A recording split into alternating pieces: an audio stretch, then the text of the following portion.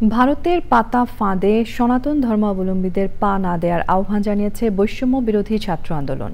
চট্টগ্রামে নিহত অ্যাডভোকেট সাইফুল ইসলাম আলিফের জন্য দোয়া এবং সম্প্রীতি সমাবেশে ইসকন নিষিদ্ধের দাবি জানিয়ে সমন্বয়করা বলেন, সংখ্যালঘু ইস্যুতে ইসলামী বিপ্লব দেখানোর মাধ্যমে বাংলাদেশকে অস্থিতিশীল করার চেষ্টা করছে ভারত। রিয়াজ ইসলামের রিপোর্ট।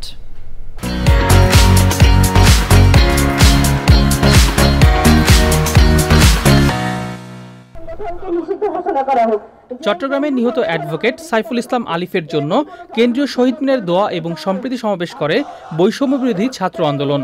সমাবেশে সাম্প্রতিক ইস্যু নিয়ে কথা বলেন বৈষম্য বিরোধী ছাত্র আন্দোলনের কেন্দ্রীয় সমন্বয়করা। বক্তারা বলেন, ৫ই আগস্টের মতো জাতীয় স্বার্থে সবাই ঐক্যবদ্ধ হয়ে সকল ষড়যন্ত্র রুখে দিতে হবে।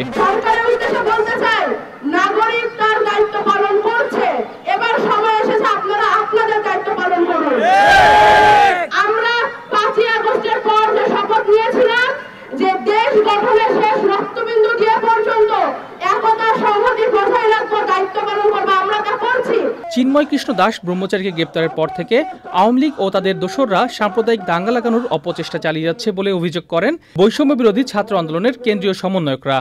ইসকন বাংলাদেশে বিভিন্নভাবে উগ্রবাদ প্রচারের চেষ্টা করেছে, এমনকি তারা আন্তর্জাতিকভাবে তা চেষ্টা করেছে।